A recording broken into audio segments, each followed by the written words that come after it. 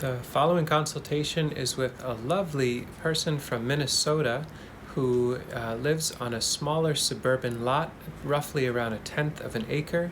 It's a south-facing slope, and we had some thorough discussions around modifying existing overstory, thinking about chop and drop, light access, water access, things like that, thinking about planting swales on contour, perennial systems, and the like, strategizing a little bit around composting systems, and a whole lot more. So if any of that seems compelling to you, feel free to stick around and check it out. So cool. Well, nice to meet you this morning, and yeah, I'm looking forward to seeing how it can be helpful.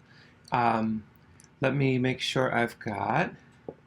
So, I've got all these photos that you sent along, which is super helpful. Orientation for the home, pictures of the garden. Looks like most of this was taken, would it be right, like later fall kind of scenario? Yeah, most of it was December 1st I took those pictures. Okay. A couple of them were from mid-November. Gotcha. Yeah, before winter really set in. Yeah. And let me pull up here on the maps. We've got that. Let me get this to there. Okay. Okay. Yeah. So that's nice. It gives us some three-dimensionality there. So it's a snug lot. Was it 1/10 of an acre that I read? Yeah, it's about that. Maybe a little bit more. Okay. It's 43 feet across the street side, and then 150 feet front to back. Okay. And it looks like, am I reading this right? 1384? Mm-hmm. Okay. In the front, I'm looking at Google Street View just to get some orientation 3D wise.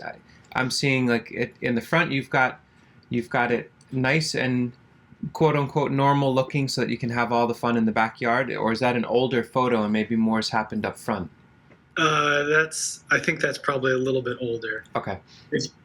There's in that folder I sent, there's a couple pictures of the front view. Okay.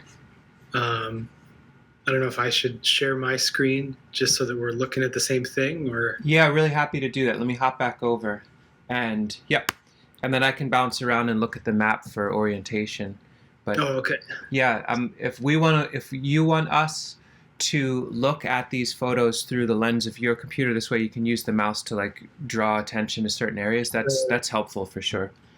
Okay, cool. So this is the front of the house. Oh, you've taken it much further along since that photo. Okay, cool. That's awesome. Yeah, and I mean this is not at its prettiest state, but this is what it looks like in the late fall. Yeah, I think the picture on Google Photos, I hadn't added yet these beds here, the rock, yeah, all this rock stuff. What a beautiful treatment there to have those large rocks. Are those rocks that you found from nearby, or? Yeah, so our neighbors across the alley, they took out a pond and they had leftover rocks, and so talked to them, and took me a couple weeks to roll all these boulders from the alley up to the front. But, wow. It was nice. I was able to repurpose those. Yeah, it's beautiful. So yeah, I don't remember what the question was now, but that's what the front looks like. It doesn't look. I mean, there is sort of the concern, I guess, to try to make it look somewhat, conventionally attractive, I guess, so that to sort of draw in the neighbors. And it's I mean, there's a lot of people walking by. It's in a pretty busy neighborhood, busy street. There's restaurants on the corner that people are walking to, parking in front of our house. So I think it's a place where I can hopefully, catch people's attention and get them interested in how much food they could possibly grow in their own yards. Yeah. Very cool. Yeah, so I should check in, get a sense from you around in the time that we have, because clearly you've got a lot going on already. You've made a lot of decisions. You have a huge amount of plantings. You've got a good, strong aesthetic, a strong body if you're moving those rocks. So I guess the thing that I come to with that is hoping to know what it is that I could be offering in this time to be helpful to you. Because it's like you, at least on the surface, I look at this and I'm like, cool, you don't need any help from me. So how can I be, what can I do for you? Yeah, that's a good question. So the big things that I have, yeah, I'm starting to make decisions and doing things, but I don't really have a design, and I don't really know where to start. So we moved into this house, became homeowners for the first time 2019 now. Okay. And just started kind of seriously gardening end of 2020 into this past year. Yeah. And so I think the big things that I'm trying to figure out are kind of how to really get things established in light of some of the challenges that our space has. So like, I guess there's a lot of shade. There's a slope to the backyard, and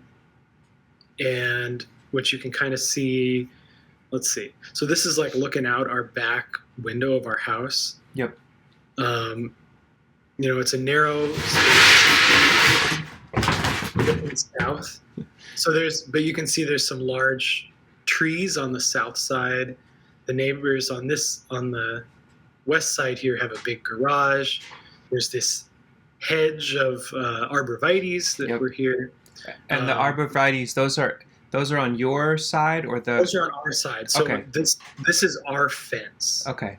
And just to make sure I'm hearing correctly, looking out, we are looking more or less due south. So we're looking at a south-facing slope. Gotcha. And so and that's the paper birch there, the relatively large element that you mentioned in one of the notes. So in the winter, fair bit of sun coming through midday, but definitely not late day. And then summer, lots of dappled, if not deep shade around, especially the edges, it looks like. Yeah, that's right. And then this here is, can you see my cursor? Yes, I can. Yep. Yeah. Oh, okay. So this is a Norway maple. Mm-hmm. That's casts pretty heavy shade. Yep.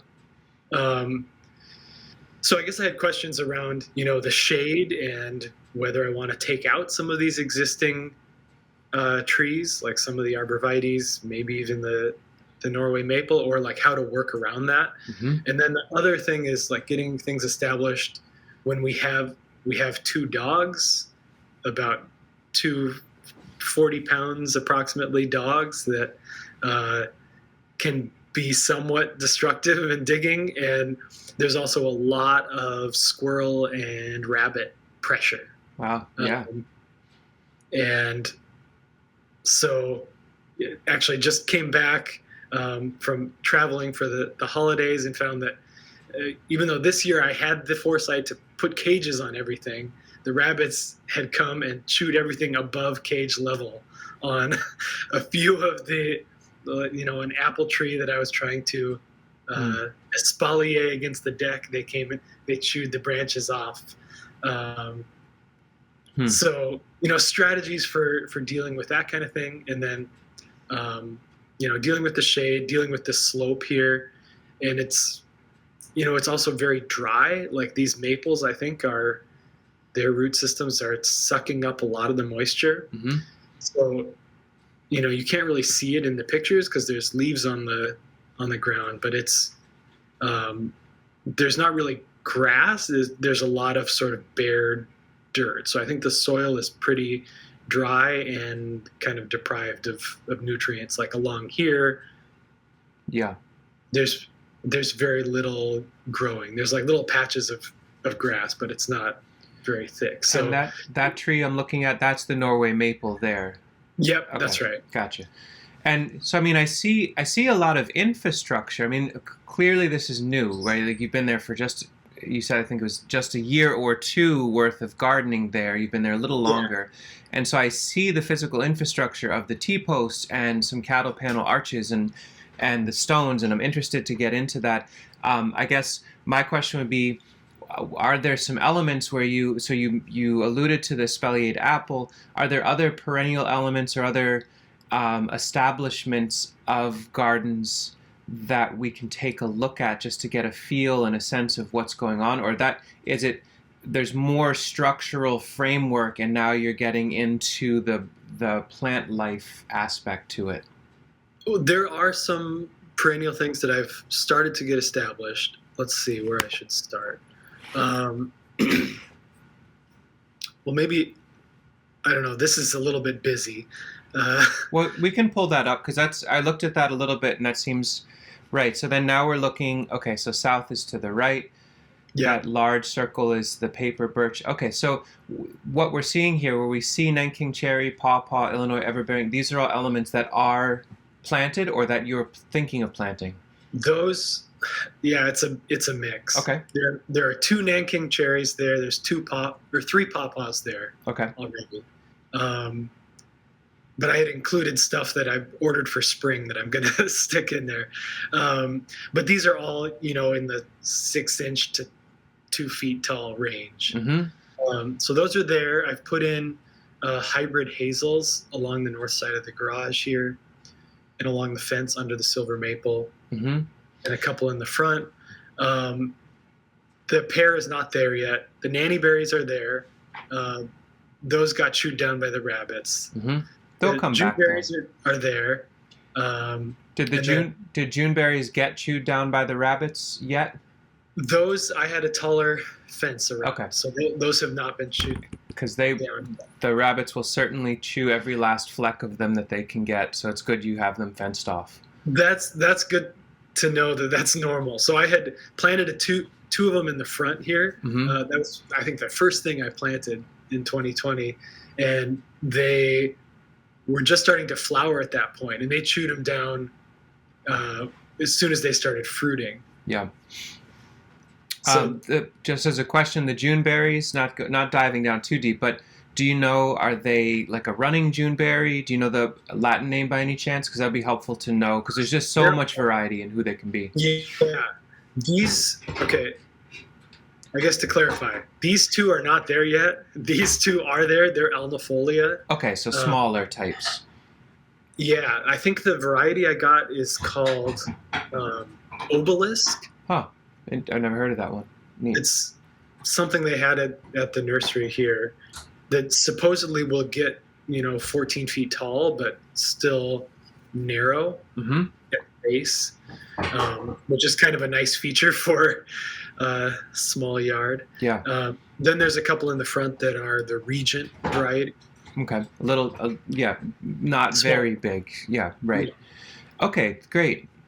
Yeah, so it's a mix. There's aspirational elements, there are reality elements, and they're intermingling. It's kind of, in a way, it's neat to have a map that has those, because it's kind of a mix of what's now and what's coming. That's kind of nice to see that. Yeah. The question would be that I'd have silver maple in the southeast corner. That it lives on your neighbor's side of things. Is that correct? Yeah. Okay. Yep. And so chances are modifying or pruning, certainly not cutting down, but modifying or pruning is possible maybe, but would have to live soundly in the realm of good communication with the neighbor and getting them really excited about what's to come if it were to happen. Right. Okay. That's just helpful to know, like what's, the Norway maple, the arborvitae, we can explore that and talk about strategies. Certainly, clearly the move is not, at least in my mind, like, oh, you cut them all down so you can start from scratch and get rid of the paper birch. But there might be some explorations around a high pollarding or some, canopy thinning that we can get into. Mm-hmm. But then, assuming at the outset, silver maple is a permanent element and working around that, it makes sense, because then you can always go a little further. Maybe the neighbors get really into it and see that your plants are having a harder time, or they want some copies, but realize like, oh, it needs a little bit more light for both of us in order for our communal growing space to thrive, and maybe that's a conversation for later. Yeah. And that neighbor actually is pretty interested in this kind of thing. She gave me some raspberries that I'm starting to get established here, but they have an even smaller yard than we do, and I don't know. I would say it's a permanent element for now. Okay, cool. That's Yeah. It's Yeah. good. Yeah, it's good to know. So let's hop back then. If you want to zoom back out, and okay, so that's the layout of the home. Okay, that's more like hardscaping. That image on the top there. Yeah, this was I was trying to draw everything in SketchUp. It's from a 3D model, and then I'm looking straight down on it. That's why Wow. there's different shading here. Yeah, and the shading. The shading is not shade. It's shading for different elements. Right. Okay. Yeah, that I should have.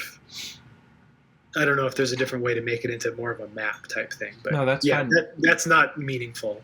Okay, so let's scroll back up so we can see some other photos here. So some really interesting aspects, some complexities for sure. And so far, I'm hearing, and it makes sense. Light limitation is a question / a design boundary or an element to work around. The root competition water access question is pretty significant in a yard like this, to be sure. Especially like suburban, it's not like a suburban lot like that. You've got the legacy of compaction and degraded soils just from the building of the structures, like the machine work and the lack of, like fungal networks. So to the idea of soil building and regeneration of soil, what sort of things have you gotten involved in so far on that site? So I've put down a bunch of wood chips. Mm-hmm. This whole area here in the alley was filled with a huge pile of a few cubic yards of wood chips that I just put down this fall.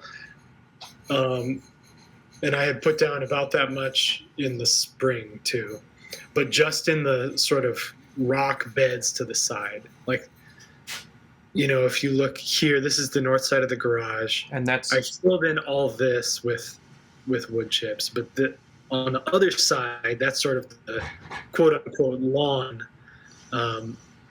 They used to have some grass growing when we moved in, but we've had pretty significant drought here. And I didn't really feel like running a sprinkler and trying to keep that grass alive. Yeah. So. Right. Yeah, it makes sense that, right, you need, in your landscape, you certainly need access and flow. It makes perfect sense that because of the complexity of the landscape and the size overall, that having a definition of permanent production garden spaces and permanent access and movement spaces, having that worked out relatively early on so you can have your compaction minimized, and then also, since you're going to be walking around, there's going with the reality of your site, the south-facing slope, the really minimal herbaceous cover on the ground because of dryness, because of competition from overstory elements, there is a fragility in your landscape that's quite real. Like with enough foot traffic, I imagine, really intense rain out of nowhere in the spring, and you could have a lot of erosion and soil moving around. So where you're walking, or the edges of where you're walking, it does make sense to start strategizing early on around it, the fork in the road of like the IV life support drip to keep and hope the grass might come back probably is a losing proposition in the long run. And even if you were able to get the grass back, do you go through with a little reel mower or a weed whacker to manage the grass? Like, it's such a small, so I guess a thought of around what does it look like to get the soil in your walkways knit where it's steep enough that the erosion would be intense with foot traffic. Is there a game plan around either stones on contour, since it seems like you like working with stones and they're beautiful what you're doing?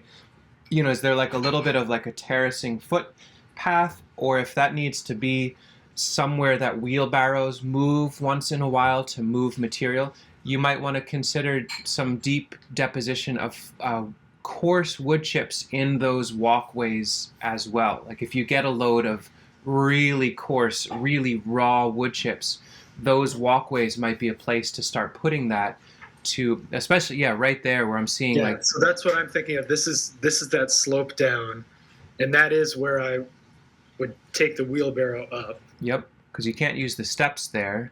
Yeah. And you've got like potential permanent beds just to the east of your steps, to the right of the steps there. Or the area along the fence line, to be sure. And then, where you've got your cattle panel archway over the fence, along with all of, like, that is all looking to be low, permanent, foot traffic amenable, dog stepping, in other words, I'm thinking like your thymes, your oreganos, your sorrels, your good King Henrys that stay low, can deal with dryness, have deep root systems. In some of them have shallow spreading form in others.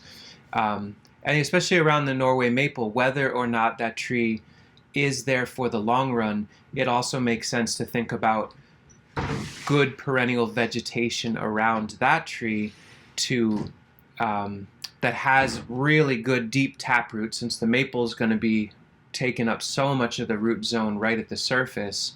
Are there spring bulbs, or are there nice perennial alliums, or are there, is it echinacea on one side? Like, in other words, like things that can handle some dryness. Maybe on the south side, something like an echinacea, or I'm trying to think of some other, rudbeckia, some black-eyed Susans, or other plants that can handle dry but like sun. And on the north side, tap-rooting, shade-tolerant or shade-appreciating plants that can give you greens in the summer. The sorrels, the good King Henry, the Turkish rockets. And then there could be decisions later on around, okay, that Norway maple, we absolutely adore the canopy and the shade because it keeps getting drier and hotter each year, so we need them to stay. And we prune a couple branches mid-season, so we've got some chop and drop mulch that can be laid down in nearby. Is there a tap-rooted tree that is shade tolerant that can be planted near the Norway maple for now, that can deal with the competition, and slowly but surely as they come up, the Norway maple's pruned down, so it's a canopy swap. Like I lean in a little bit towards like American persimmons seem to do a really good job of getting established next to existing challenging overstory, and with a little bit of pruning, deep mulches, some watering, some compost, helping them get a foothold in the landscape. But English walnut, there are trees that could be casting shade in your future that are also real food bearing, and not like clear cut the existing overstory, put in babies, but that phase change method can be possible. Right. But I've just blabbed a whole lot, so I'll shush up there and ask, for your thoughts on that, or if maybe you've already thought about a lot of these different sorts of patterns. I've thought about it a little bit. I think, I guess what I'm hearing is the idea that I could expand out this planting underneath this tree, assuming this tree is staying for now. Either way, if you're going to cut them or they stay, you can still expand plantings, I think. Yeah. So expand between the stairs here and a potential permanent pathway for, wheelbarrow or whatever needs to come up this hill. Mm-hmm. In between there, filling this in with deeper taprooted things that can get past the root mat of the Norway maple. I guess I don't have a good understanding of what the roots look like for this type of tree, but they're probably they're pretty ropey and they're pretty extensive for sure. So whoever you try to get in there, it won't just be like throw some seed, they'll figure it out. It'll be like, you probably are going to need to water them if it's a dry spell. And, you might keep putting compost for a year or two and making sure you mulch everything so that thirsty maple and the new little characters that are trying to get a foothold both have their needs met. It'll be a little challenging, but it seems doable. And thinking through I think a bulb slash spring ephemeral layer would be beautiful anyway, but also would help partition nicely, your tulips and your daffodils and the aconites and the snowdrops and the, like the bulbs that can come up real early. They catch the nutrient flow of the thawed snows, and the freeze thawed super loose soil that might slide down the hill can get caught in those really early spring leaves, and then can hold it there. And as those leaves senesce, your perennial veggies that have the deeper tap roots can come up. So you can have spring bulbs, you can have tulips and daffodils along with good King Henry and sorrel all near each other, almost planted right up on each other, and they kind of phase change throughout the season. And then the canopy of the maple tonifies and quiets and cools the soil, even though it's thirsty. But the more roots there are, the more the water that is moving down the slope yearly gets captured and held for everybody. And the wood chips will help just keep that thirst abated for everybody. Because right now, I see lots of leaves, but then it's bare soil pretty shortly thereafter. Yeah. I guess I can zoom in a little bit there, and you can see it's pretty eroded there. I think some of these, the one concern I have about the bulbs and all that is just worrying about dogs trampling everything. I think I would need to keep this area I would need to fence off the whole area, I think, to start to get those things established. That's a possibility. It depends on the level of interest your dogs have. Some creature, like with our chickens, if we were trying to establish some, if you had access to tons more rocks and you really like that aesthetic, you could be laying out, on the more you can lay out your gardens on contour. So I guess you can't see my mouse, but I'm basically gesturing east to west. Let's see. Can you see me? Well, no, it doesn't matter. But, the layout, so you have this south-facing slope. I'm going to pull back up that image on my side so I can be looking at it. Or you could pull it back up if you wanted, and then... Oh, sorry. I unshared because I was zoomed in and couldn't figure out how to unzoom.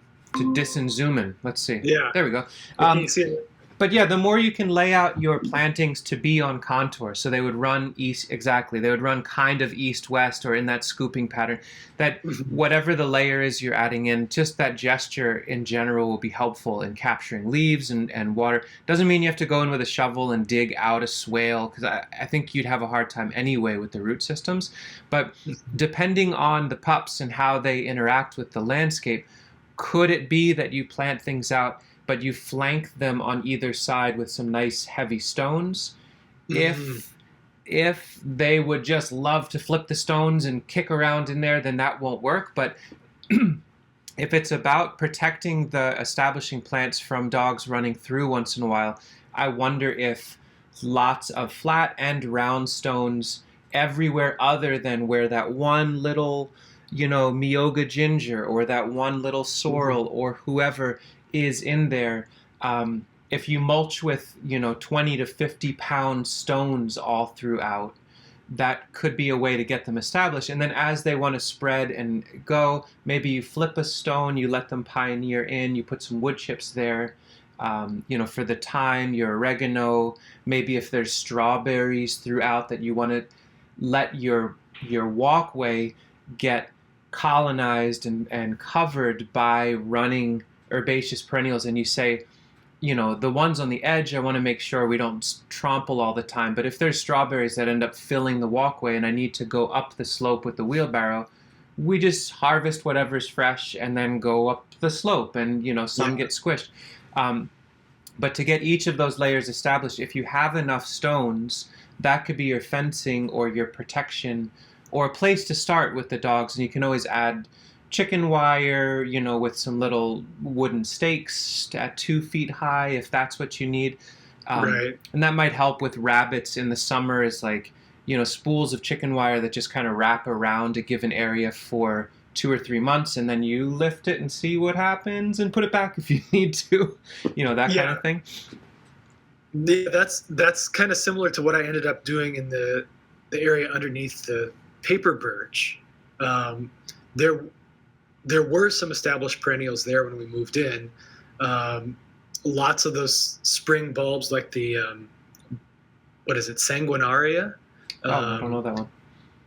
The bloodroot. Bloodroot. Yeah, that would be an amazing one to have in there. Yep.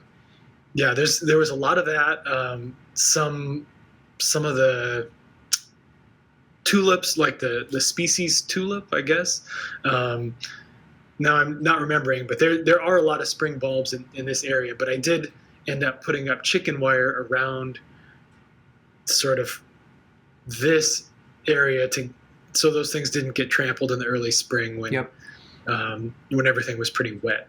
Yeah. But so you can see that area there. I really like that idea. So would you suggest having having a line of rocks on contour and then filling in between those? Is that what you're suggesting? Sure. So on that slope, it's interesting seeing the landscape in this photo. I can certainly still see the southern, aspect, the gesture to it, but it seems more relaxed than in the other photo. But in general, yeah, when you have slope and contour, or you have a slope, making swales, all that, we kind of always come to that crossroad, to swale or not to swale. It's like that permaculture question. I think, you can do it, but because you have the reality of the roots of the tree, a mattock digging down and making a 2 foot deep and a hugel mound over here, like that sort of texture, the landscape's just a little too tight for wild texturing. So yeah, laying your stones out so that they are on contour within reason, like the intersection of actual real contour mixed with the aesthetic, like exactly where your fingers moving there, you've got the rocks that gesture on the west side of that step, matching that and continuing it on, but letting it scoop a little, exactly. Yep, that it scoops back up. And nice big stones laid out in that gesture with an infill of soil up slope of that. Rain and freeze thaw will settle it to be levelish over time, and it's your stones are your retaining element, your soil is your planting area with stones in between if needed. Then you've got a swale enough. And the leaves, as they fall from the Norway maple for now or for forever, as rain and wind brings them down, they'll naturally be landing on contour-ish in and amongst the foliage and the stems of those who you've left in the fall. So it begets more and more soil aggregation in a band that naturally should be taking water from the hillside and holding it and distributing it. So it's just a little minor shift. It's not like a heavy lift. It's just a layout that reflects the realities of how water is naturally moving and nutrients are naturally moving through that landscape. Yeah, that's really helpful. I think I will definitely try to do that. So at the bottom of that hill there, is the big open area. Let's see if I can actually show this. That image seems. So we're looking from the other, right, now we're looking south and east here. This from our back door, so there's the Norway maple, there's down the slope, and then there's a big open area here. Yeah. That's kind of where the dogs do their wrestling, and then then they run laps around the yard. So I think I could sort of direct traffic as long as they have this open area to roll around in. I think just having a way for them to run laps around the outside. Yeah. And the sort of just thinking about it as directing traffic into a certain path. I think that would work. Yep. And I think that area is the spot where it's becomes a mud pit in the spring and then becomes just a dust bowl in the summer, at least since we've been here. That could be. So a couple things could happen there. Let's see. it's lovely and important to acknowledge the flow patterns and the needs of all the different beings in the landscape. So you've got, your need coming in from the alley to the south, coming up once in a while with the wheelbarrow, or coming in from parking back there, or whatever it's going to be. And that can fully overlap with the flow of the dogs. There's a concept of desire lines. Have you ever heard that concept?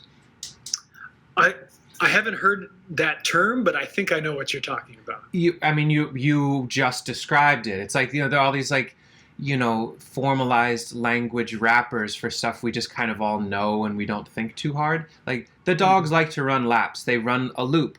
They need to do that. They deserve to have that fun and that space, and they like to wrestle in that open area.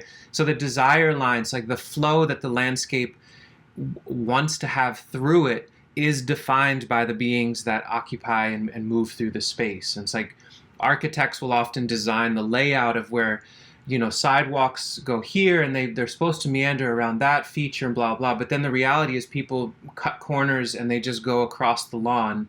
And so if you actually laid it out based on where people and animals want to go, it's actually more in line with reality, and it's less stress and there's less damage. So you can flank the areas that you'd like the dogs to jump into less with more stones. Maybe it's, raspberries or bramble types, not punishingly thorny blackberries, but maybe it's like some raspberries here, and maybe it's some black currants around the edge that are a little funky and musky smelling that they don't necessarily love, and also are sturdy enough, robust enough plants that if a branch gets cracked in the middle of the summer, cool, let's just stick it somewhere else and we'll see if it roots.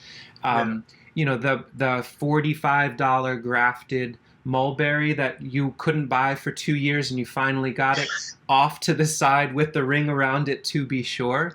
But then the area that they're playing that you say gets super muddy and then also super dry, that's a very low-hanging fruit area to consider dumping 5 or 10 wheelbarrow loads of fresh wood chips, letting the dogs have fun spreading that out, and thinking about inoculating that with winecap mushrooms. And because winecaps seem to like some disturbance once in a while, the smell is really sweet, and the dogs might enjoy digging through and disturbing that. And you could just put some more wood chips on top as long as you've got some around. And you might very well get some really nice food production from a dog playing area.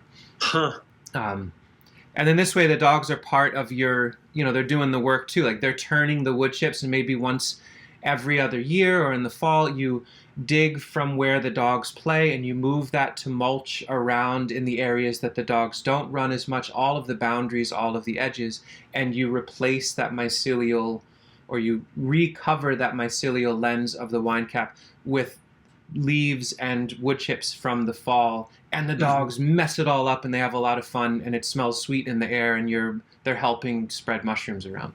Right.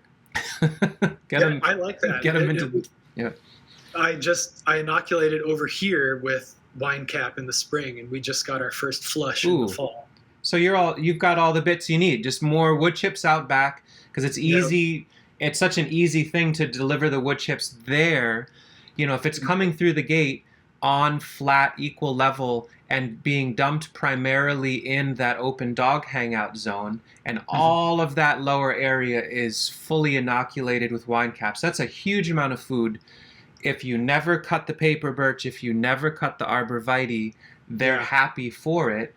And then as you need mulch later on, you're planting somebody, on the east side along the fence line, and you're like, oh, I'd like a little more mulch. You know where to get it. You've got handfuls right there where the dogs play. Right. That can just be the dumping ground as it comes into the landscape. Exactly. And it's always being inoculated. It's always being turned and played, and then it's moving from there, rather than leaving it cached on the sterility, the deadness of the driveway or that alleyway in the back. Yeah, that's great. So what are your thoughts about removing some of the existing trees? Let me move up to this view where you can kind of see the backyard. Let's see, this is what I took yesterday.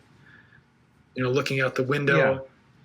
this row of arborvitaes, like some of these are actually not looking very healthy farther down here. I think they're no longer getting enough light. They're pretty scraggly. Same with these over here. Yeah. Here, I guess the thing that I feel is very important to say before anything else is, I think especially in an intimate, snug landscape like you have with neighbors on either side, making it is a big decision with each of the trees and shrubs that you choose to cut down. I think if you had, acres and acres of wild shrubland and, clearing a little bit here, clearing there, it's a little less of a thing. I want to be really clear that I don't feel like I'm in a role to prescribe, like, that paper birch ought to go. I looked at it now as a JPEG for 4 minutes, and I know that the fate of that tree is set. Cut her down, like, it's something to go into carefully. I think you can come at it from a reasonable way to come at it is that you have concerns around dryness in the property. If you cut all of the arborvitae to the west, does that resolve or intensify that issue? That remains to be seen. In some ways it may resolve because you have less perennial plant beings that are thirsty, drawing water out of the ground. At the same time, the midsummer, 5 o'clock, 6 o'clock in the afternoon during peak drought in July, those are providing deep shade for the majority of your yard. They're taking a huge amount of desiccating force out of your system. So what's the net effect on hydrology with those being there? Clearly, they have a light interaction, but that can be modified, that can be interacted with by saying any plant beings that we plant between the paper birch and the arborvitae need to be both shade tolerant and dry soil tolerant for now. And then if you were to cut them a little later, they probably would still be okay with whatever that modified context is. So you put the pawpaw to the south of the paper birch. That seems reasonable. So, because they're getting some shade in the middle of the summer, they've got a very deep root system. You'll want to certainly amplify their context with lots and lots more wood chips. Maybe you already have. The Nanking cherry that you have a few, and you're going to add more to the north and west of the paper birch. That seems reasonable. We've observed them to be pretty darn shade tolerant overall. I think what you can do is continue to add and add and add both perennial herbaceous plants as well as tree elements all throughout the landscape. Make sure no matter what, you're addressing their needs with deep, deep fungal-laden mulch. You need to heal the soil. You need water retention. You need erosive minimization. The stones on contour-ish with all that is going to be helpful. And then you can start assessing in a really nuanced way by going out and observing those trees that you're planting. Are they leaning, as they grow, do you see them leaning harder and harder away from the overstory? Are they really leaning? Are they shedding leaves, or do those look pretty anemic and weak on the shade side? If you start to really see a leaning shrub or tree, they're clearly telling you, like, whoa, I need more light. And so then you can go in and say, and this is a game I play all the time, I'll go out with a folding saw or an electric chainsaw in our landscape in the morning, in the spring when the leaves are out, and I'll walk around. This is like, it gets into the really fine-grained stuff, but it's a neat exercise, especially in that landscape. I'll go to a tree that I'm asking the question, how much shade are you casting? Who are you influencing? And I'll give them a little shake as I look to see where the shade is being cast. And I'll maybe nip out a single branch that's like, okay, here's this new apple tree that really is not, it's starting to lean to the north, or it's leaning away from this overstory. In the morning, let me take this overstory maple or whoever, shake them a bit, and see, maybe it's with a pole saw, maybe it's with a hand saw with the arborvitae. Let me nip out a little, cast a little more light. And that's it. I just take that one branch, maybe I chop them up with pruners and lay it down as a mulch around that plant who I'm trying to get more light to. I'll play the same game at noon, maybe the same game late day, and it's like 10 minutes or 15 minutes. It's just like I have pruners anyway. I'll just nip a little here or there. And so it's over the course of a growing season, you're making these tiny modifications. You'll barely notice them, but the plants will. And you're not doing these like big, massive shifts in the landscape. When you get to that paper birch, that's a harder one because you can't, that's a very tall tree. So I'm not sure that I have much, but with the arborvitae, with the Norway maple, with the arborvitae that's right there to the west of that cattle panel archway, maybe that's a tree that you think about nipping out a little bit more over time. Maybe that's a tree that leaves in the long run. I think having a huge evergreen right in the middle of this small context would be tough. Likewise, it looks like I'm seeing what might be a spruce or an old Christmas tree growing on the west-north end. There is a spruce there, yeah. Sorry, go ahead. It's pretty bare on the west side because it's not getting enough sun. So that's where I planted the nannyberry just to the south, or south and west of that, to try to fill in that space with the idea that I'll cut this out eventually. Yeah, there you go. And, maybe within that where the arborvitae get taller, is some questions of have a partner on the porch looking out. There's questions too. You've got a lot of variables here. Like on the porch, what privacy would you like year round?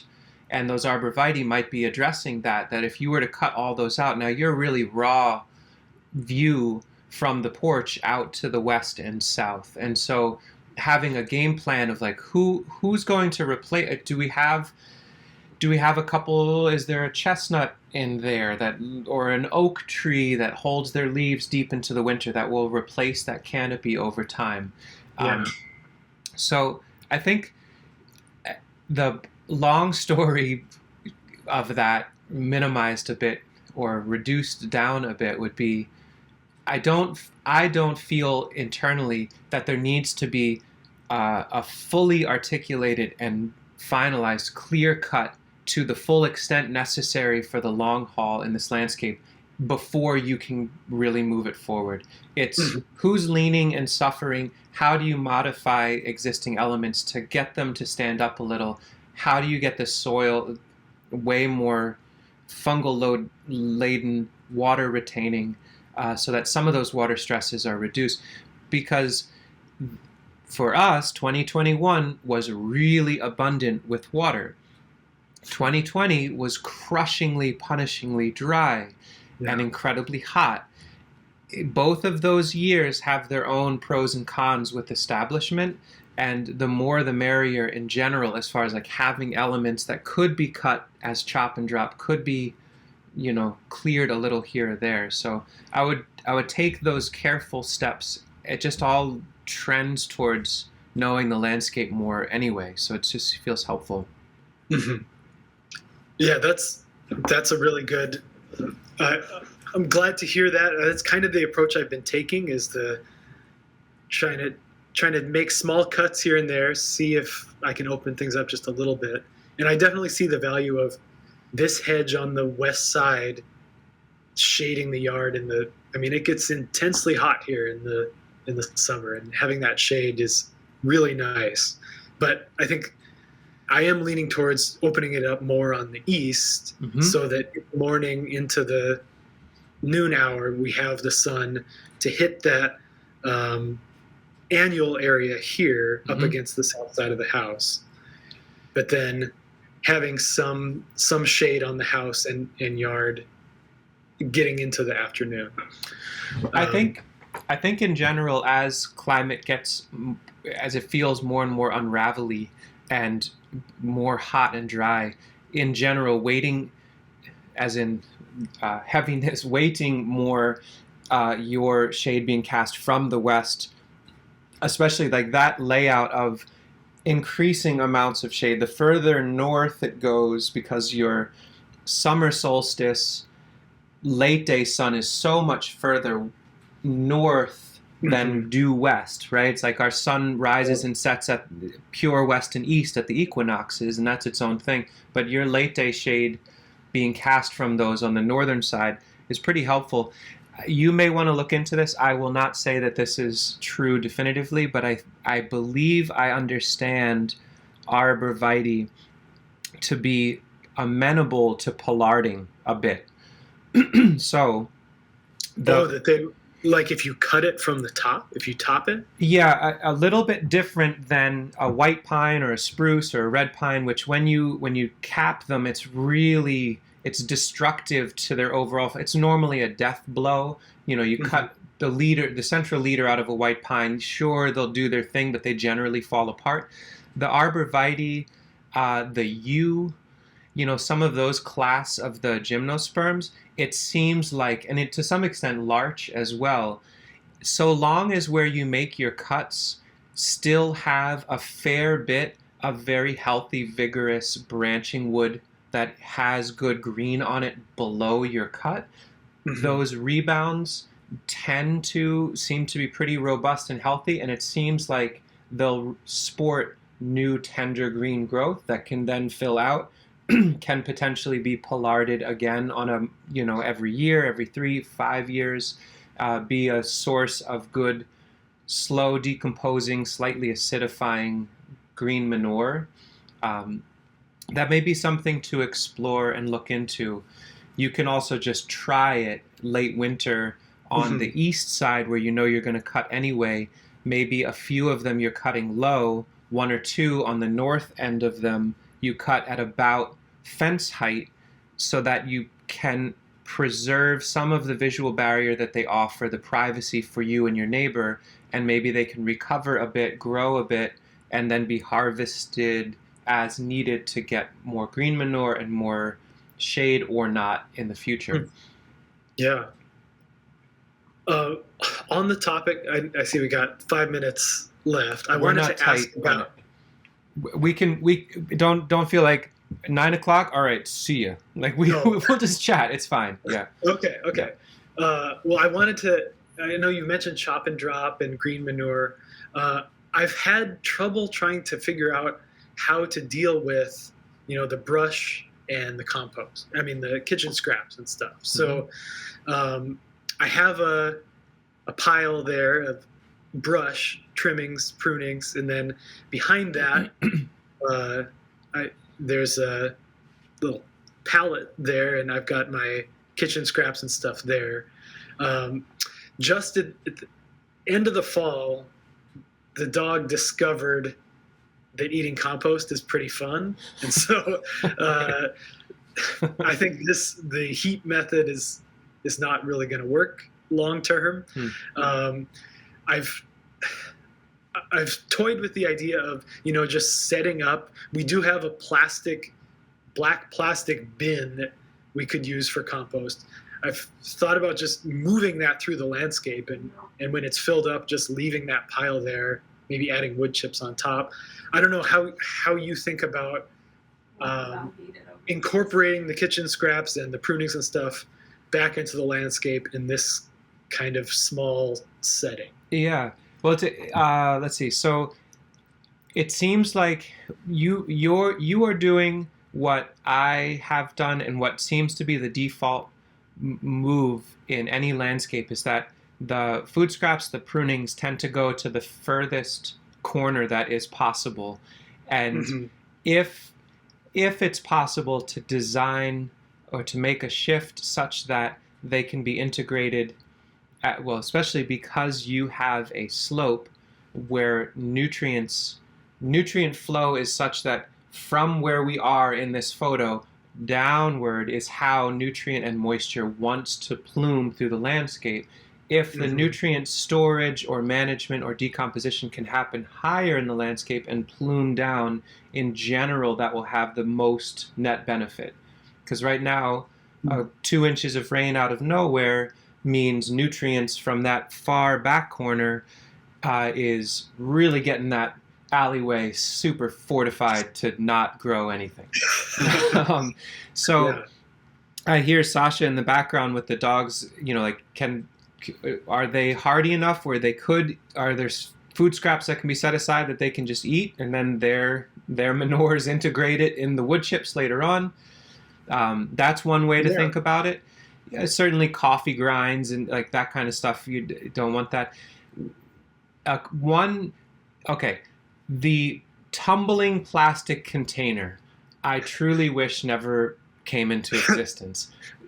This is not a tumbling one. It's like just a circle. The cylinder, Darth Vader hood, they call those. Yes, yeah. The Darth Vader hood. My recommendation almost universally with those is in the spring, rinse it out really thoroughly, offer it up for free on the side of the road. Someone else can not use it too, and then they can rinse it out and just pass it along indefinitely until somewhere it sits.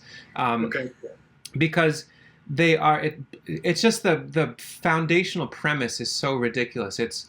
It's plasticizers and dioxins in the absolute darkest way that they can be to absorb the most plastic degrading heat directly in contact with acidifying and digestive juices in the spirit of getting healthy soil. And it completely keeps out rain to hydrate and do that, and it also hyperaccumulates heat to bake it bone dry in the summer. So there's just a million ways that makes no sense to me. But the idea of being able to keep your dogs out from things that could make them sick, or like cooked bones, or that kind of stuff that you really want to be careful.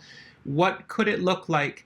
So a couple of patterns. One would be ask around, or on Craigslist or Facebook Marketplace, are there sections of old roof metal that could be cut to, let's say, 2 or 3 foot height? So, the corrugation is vertical, and you can pound in T-posts, and you can use roofing metal screws, or you could drill holes and put wire through and twist it with pliers, and basically make a compost ring that, let's say, is, depending on the garden that it lives in, a 2 foot diameter, 3 foot, 1 foot, whatever it needs to be. You can pound it you could put a board on top of that ring that you've made and pound it in a bit so that it bites into the soil. So it's got really good direct contact, good T-posts so that the dogs can't easily knock it over. You don't need to have holes drilled in the side for aeration. You can get your aeration by integrating the brush that you've queued up with your food scraps. It's a little bit more lopper work and pruning work, but chop up the woody debris, lay that in, put some food scraps, woody debris, and that, so long as you're not buying, I wouldn't buy new roof metal for this. You can find it for free, and have the painted side facing out, or maybe it's just like old rusted roof metal. It has some holes. And if you don't like the aesthetic of it, cool, plant some shrubs around it, let them be permanent.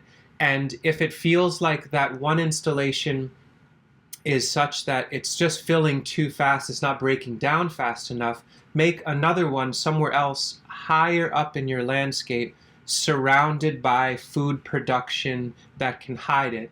And so basically you're just dumping food scraps into the middle of a little shrub area or a raspberry patch or what have you, and it just getting integrated into those beds high up, so then rains and snow and all that can plume it down to more nutrient desiring spaces downslope later. Yeah, that's really helpful. Thank you. Yeah, thinking about the nutrients from that pile getting distributed by themselves without me scooping the finished compost everywhere. Yeah. And that's it could, a really useful idea. Depending on how ferociously excited the dogs are to get in there, the roof metal with the T-post is like, Fort Knox compost style. We have one of those set up for just basically so that raccoons and opossums that are in the landscape can't distribute that particular compost. There's manures in there that we don't really want to see spread all over the place. So I'm just going to pick up this cat. He comes into a lot of these consultations. He wants to be held. He doesn't dig in the compost, so he's a nice man. So you can go that route, especially if you can find that stuff for free. You could also use, you could make it out of like slab wood or the pallets that you have. If you have enough space, you can put 3 pallets in a triangle or 4 in a square. That might be a little bit big for how much material you're generating. But if you made a bigger one way to think of it is it's lost space to these, 2 pallet composting systems. But if you pounded in T-posts around them and ran some wire on 3 sides, that could be Malabar spinach in the summer, or could be Caucasian mountain spinach, the Hablitzia, if it's shaded and you want greens, like vining perennial crops can happen around that as well. So even though it's lost square footage, it could be a whole trellising system around it. That's a really good idea. And I guess if it's high enough, it could also be, a wire running to the fence, sort of making a whole area into a trellis. Yeah, I like that. With a little heart in the middle for the food scraps. And also, you're really ropey. Maybe you're harvesting your wine caps. There's a huge flush, and you can pull up some super myceliated, ropey chunks of wood chips and throw those in the edges of your compost ring, and be dumping wheelbarrow loads of wood chips around the outside of the compost ring as well. And so then, because the Stropharia do like some nutrient, and so like that excess nutrients getting filtered by them and just turns into mushrooms that you can cook up and eat. And then the dogs, it would be fun. Make sure they can also have that wild vibe, and like maybe there's some nice pieces of fat or eggshells that they'd have a good time with. You throw them out on the rumble pile out back and let them have some fun. Yeah, that's true. I mean, I think the really appealing thing that got them interested in it was the pumpkin shells, the skins of the pumpkin and squash, and I think that's fine for them to eat. It's good roughage. Yeah, and then they can be decomposers, right? Like they're helping to break it down. It takes a little while to break down if it weren't for an agent like a pup having some fun out there. Right. One thing that I've thought about is, you trying to borrow a wood chipper and turn this pile of prunings into wood chips. Is that? Do you see value in? I mean, I don't know. I feel like there's some value to having a brush pile as habitat for birds and rabbits or whatever, but I also always could use more wood chips. Yeah, I think the return on investment, certainly buying a wood chipper, I can't possibly imagine a scenario where that makes sense. Right. Borrowing a wood chipper, I barely can think through a way that makes sense. To my mind, it's, the brush pile that you have there is not very large. And so I would just split it down different paths of utility. So there's lots of rabbit browse happening around certain trees. I need to deflect them. Cool. Let me prune with loppers branches that are coarse enough that I can stick them in as a natural looking brush, fence around this young tree that's getting hammered. So there's a use there. The finer material is useful to have in a pile right next to my compost pile so that I've got good aerating, coarse, lofty browns for the compost pile.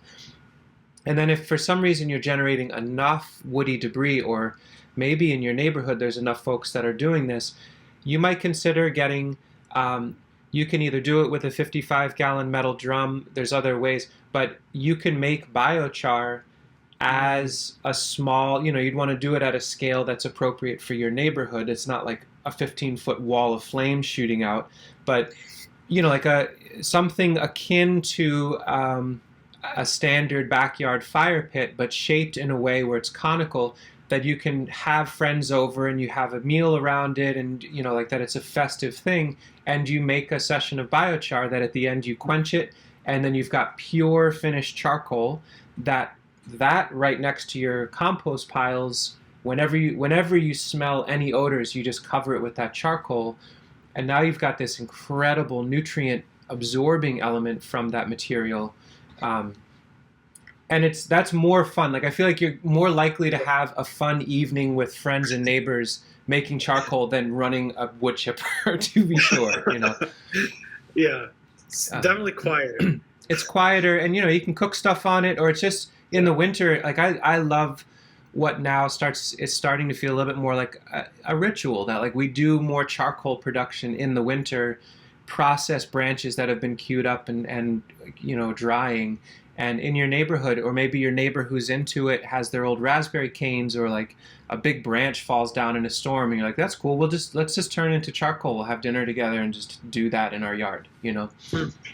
So is it pretty smoky, the process, compared to? I've never made charcoal before. It's only smoky if you're doing it wrong. And the first time you do it, chances are it'll go a little awry, and it'll be a little smoky. But I've made a bunch. If you go on the YouTube channel, the Edible Acres one, and you search biochar, there's a bunch of different videos of different styles that we use.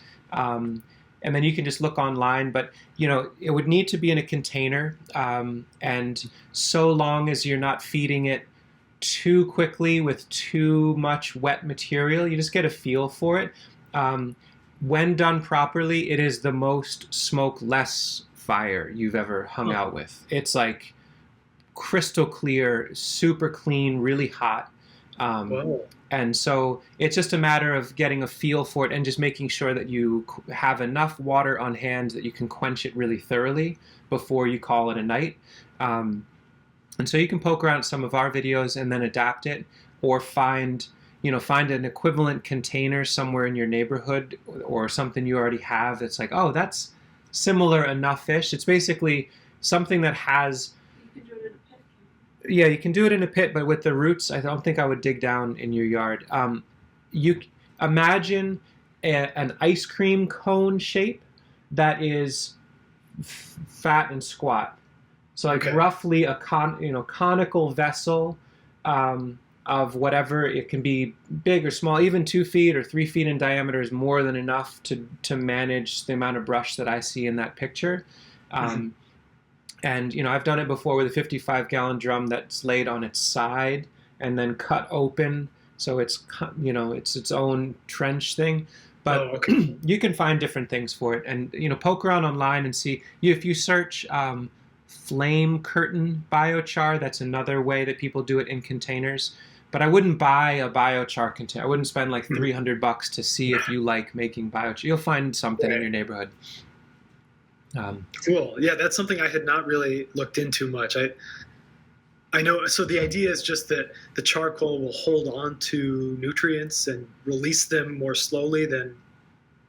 Yeah, I can't say, it's because of cation exchange and blah, blah. Like, I can say all the words. No, I don't need that level of explanation. What I can say is that I've been making and integrating charcoal into our compost systems and into our garden soil since 2009. And the beds that have been amended with, a good percentage, 8 to 10% of the top couple inches has charcoal, those plants tend to grow incredibly well. They have nearly no disease issues. They're more drought tolerant. Somehow they're more flood tolerant. They just like all the things of magic soil, that it starts moving in that direction. And the soil does get darker every year. And there are soils in the Amazon where folks have integrated charcoal like 3,000 to 5,000 years ago that are orders of magnitude more fertile than soils that didn't have that treatment. And they only had the treatment once 3,000 to 5,000 years ago. They're like 18 feet of topsoil instead of a ½ inch. I mean, it's like off the chart. Somehow it just magically aggregates more and more soil life over time. And as far as a soil amendment goes, it's probably the most impactful thing in that landscape you could do, is put crushed charcoal that has had time to be next to nutrient, so that it's absorbed lots of fertility in the soil with mulch on top. should be adding to total system health for like at least a few hundred years, probably a few thousand years. So it's a night worth having. Like Yeah. let's have charcoal and like we'll fix the soil for a long time. Huh.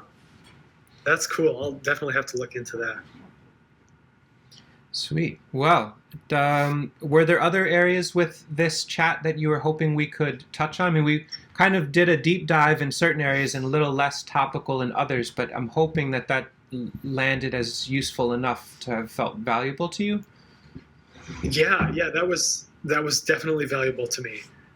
Let me look at the pictures again and see if there was anything else that was really eager to ask about. Cool. Let's see. I guess beds on asphalt, is that something that you've done before? So like the alley here, I built this with some stuff I got from a neighbor, but do you have thoughts about like trying to tear out asphalt versus building raised beds on top of it? Let's pull that photo back up again. So a few things. One, that's a really neat looking bed you've made. I wonder if you were to make another one or if you were to modify that a tiny bit, what it would look like to have just a little bit of a gap in between where each of the bricks interact with the soil. I could imagine with just a little space in each of those recesses could be a place where a nice dry loving perennial herb could be popping out, like a little thyme or oregano, maybe a rosemary for the summer, because you have a heat island there, to be sure. Like it's very dry, Right. very hot, very sunny, and so your aromatic herbs could be coming out of there. You could be thinking about your annual crops growing out of the top, and then the sides, the south side with some holes hosting really sun-loving, dry-loving, and on the north side a little cooler, more moist-loving crops. But that's a really neat shape there. The asphalt in that alley, I don't know. I don't think I wouldn't put in the effort to blast it apart and open it up. It's cool that you're open to it. It's neat. It's like in the spirit of wherever you can possibly grow stuff, like you'll smash up the hardscape to make it happen, and that's cool. What does it look like to have, because that's also where wood chips get dumped, right? Yep. The easiest thing would be have a load or two of, if you can have someone dump wood chips that are a little bit more aged, to have them dump that, spread them out. I mean, you can use that retaining wall to the west there, and just have old wood chips be banked in such a way that they go flush right up to the edge of that wall, and that's your walkway. And maybe they go flush right up to that round structure you've made, and that's a retaining element. And then you can either terrace the east side or just let it be a slope. And if you can open up little pockets, if it's aged enough wood chips, and you can get that downspout of the garage there to route into them so that it can stay really hydrated. What does it look like to, put pockets of finished compost and thumb in some winter squash, or some other things there, and just see what annuals, like low risk, maybe high reward, but if it doesn't work out, you can come back to it, annuals. And then maybe in the long run, there are some cool perennials, because that's a neat spot for folks that are coming by to like interact and get some snacks and all that kind of thing. Right. But because in the asphalt, it's impermeable, but if it's a deep enough bed of woody material, it should hold on to a lot of moisture, and it would break down. It'll settle quite a bit. And then maybe you're harvesting that soil that's finished over time to bring up to your gardens, and you repeat again. Or it's productive enough that that's like a Three Sisters garden moving forward, and you just top it off with more wood chips to protect it, since it's easy to get them there. Yeah, that's a really clever idea. So you can start a Three Sisters garden in wood chips. You would like bring in just a small scooped out area of compost to start the corn or whatever. Is that what I should say very clearly is I encourage you to experiment with seeing sure. if you can. There's so many variables there. There have been many years in the past where I've said like, oh yeah, if we just get when Sasha and I first started gardening together in 2013, I said, well, if we sheet mulch this lawn and we put enough, aged wood chips, we can grow anything. And it was abysmal how bad that season was. It was too wet, and then it was too dry. The wood chips weren't rotten enough. So what you can set in motion is an experiment where you say, for that space, so long as the chips you're getting in are a little bit older, and so long as everywhere you're planning on planting, you're acknowledging that you have a very carbon dominant reality, and you move that aside and give those seeds a chance to grow in pure, nice compost, and then explore getting into the chips as they break down, then it seems reasonable to do that. I think you 100% would want to integrate some sort of nitrogen fixer into that experiment because you have such a carbon-rich reality that they're starting in. Yeah. The squash tends to be one that I lean towards because they're just so much more tolerant of young compost, imbalanced compost systems. And tomatoes are similar that way. And if you see them start yellowing, that tends to mean there's just not enough nitrogen for what's going on. So you can either add diluted urine, or you can add a handful of compost to a bucket of rainwater, stir it up, and pour that around them to feed them. You can also take that area and right around each of your planting holes, pull the chips aside and add in some nice ropey wine cap spawn to also help liberate nutrients, or add in some red wigglers from your compost bins to kickstart things. So I guess what I'm saying is suggestions of lots of things to play with an experiment where you set your expectations are low, your hopes are high, and the diversity's there, and you're keeping an eye on things and you're interacting with it beyond like, all right, he said dump some wood chips, throw some seeds at it, come back with a basket in the fall. You ain't getting nothing. Yeah, no, that's what I was getting at, was just ideas of how you would start, some of those annual crops in that kind of situation. So that's helpful. Yeah, making sure there's definitely nitrogen fixers, that there's some way of routing water to ideally enter into that so that it doesn't experience intense drought. And yeah, that was the issue this year, was I didn't get out there enough to keep everything watered. And also I tried to grow corn in this little strip above the retaining wall. Mm-hmm. And I assume it was sparrows and stuff came and pulled them all up when the corn was about 2 or 3 inches high. Yep. Yeah. So I probably need to put a chicken wire down over the whole thing for the corn to come up through. I don't know. Yeah, I think, and that's part of the whole reality of all of this, and this is something that we live soundly in the middle of, is you set these systems in motion that make lots and lots of food, and there's not lots and lots of food everywhere else. Yeah. You're growing food for yourself, and you're also growing food for desperate wild creatures that live in a food desert. And that's a reality, and something that, yes, okay, put the chicken wire over to get them started, and also concurrently always be looking for more spaces to be growing more so that they can pull up some. And maybe the day you sow your corn seed in that bed, you also put handfuls of millet seed in rich soil nearby, and some sunflower seeds, and this and that, like some sort of wild bird seed mix of whole seeds that could germinate and sprout and grow, or just be pulled up. So in other words, you're putting who you want to see happen, and also like, hey, birds, have fun, go at it, Right. So enough that there's enough to go around. Yep. Because what'll happen is when they first sprout, everybody wants them.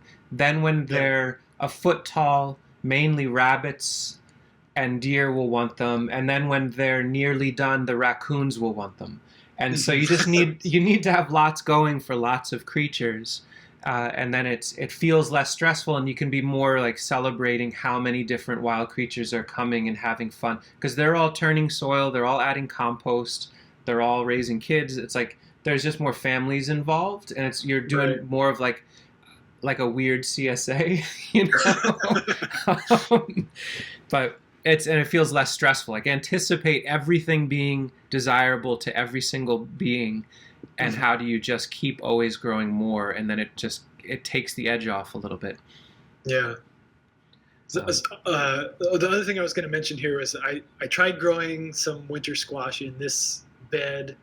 It got a little bit fried. I wasn't out there enough watering it. So it also got the vine borers. So I think I'm going to try a muscata instead of a maxima, because I heard that those are less affected by vine borers, now that I know that's a problem.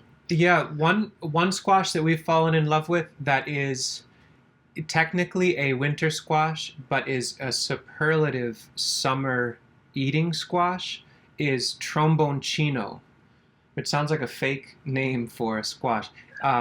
It's an old Italian heirloom, I think. I can't remember the Latin name, but it lives in winter squash family. It seems completely immune to vine borers and some other diseases. The young fruits, when they first emerge, look a little bit like a zucchini, kind of, but they cut up and cook like a perfectly ripe avocado. The texture, it's like so smooth, so creamy, so mild, crazy productive. They vine, and you can tip layer the vines as they grow. And then, here, hold on, I'll show you. So they go from being these like 2 to 3 ounce exquisite little smooth beauties in the summer to that. Wow. Which we haven't tried messing with this yet, but this is supposedly considered a really mediocre to decent winter cooking squash. So it's not like an incredible butternut, but, you know, pretty good utility. And, you know, if you're growing just this one type, you should be able to save seed. And in that context, with the amount of sprawl they have, like we've had vines go 15, 20 feet. They're just really productive. So yeah, I would just cover this whole asphalt pad with those vines. Yeah. And I've done that in the past. There was a sweet compost.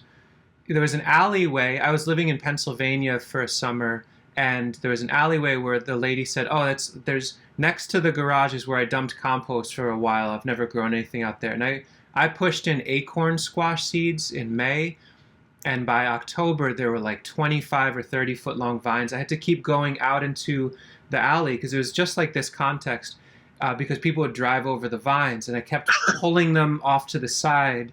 And I don't even remember how many acorns. It was a ridiculous amount. They love that heat. So just keep amplifying the fertility as much. You know, the wood chips, the leaf bags. Maybe you have your neighbors, you know, like, do they have any old compost piles, or like is there a neighborhood listserv? Like, do you dump all your leaf bags, or rake all your leaves in a pile, or do you dump your lawn clippings in a pile in the backyard somewhere? Can I come get them? And in exchange, can I share some snacks with you in the fall? Like, there's a million accidental aged compost piles within wheelbarrowing distance of you. Maybe not a literal million, but at least 4. So, you know, anyway, that's tromboncino. I'll put them down because it's actually a beast. Yeah, that's really cool. Yeah. And sunflowers might be something to look into as well. If there are all these birds that want to be in the area anyway, could be, you know, there's like these 2-foot diameter Russian variety. There's really neat varieties that could be for you, and maybe 80% get taken by birds in the neighborhood, but they'll plant a bunch too. Right. So this past year, I think 100% of the ones that I planted got taken. It was the mammoth Russian. That's what I planted. Yeah. But then later in the summer, a bunch of volunteers popped up of other varieties. I think probably from people's bird feeders or whatever. Yeah. So that'll kind start of balanced out. That'll start happening. Yeah, our gardens, you know, like we put in all this effort, and then it's more often than not, it's where we didn't put in all the effort that other things come up that happen to be in the compost, or that a bird shat out. And like that ends up giving us more food than what we, like, you know, did all this stuff. It's like wherever other creatures have. So that's why everyone does. All the different beings do care about farming too. They're just a little bit more wild, and they also have more intense hunger needs that need to be satiated throughout the season. It's not like while they're waiting for the garden to come to fruition in the fall, like they go out to dinner at the taqueria. It's like they got to eat right out of the place every single day. So, yeah. Anyway, cool. Well, if this feels like a random and nice spot to pause for today, then maybe